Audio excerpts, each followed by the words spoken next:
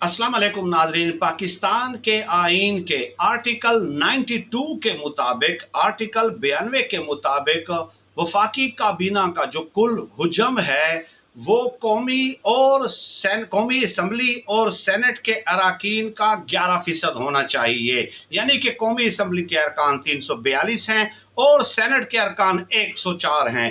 कुल तादाद हो गई 446। अब 446 का 11% अगर आप बनाते हैं तो ये कुल तादाद बनती है 49।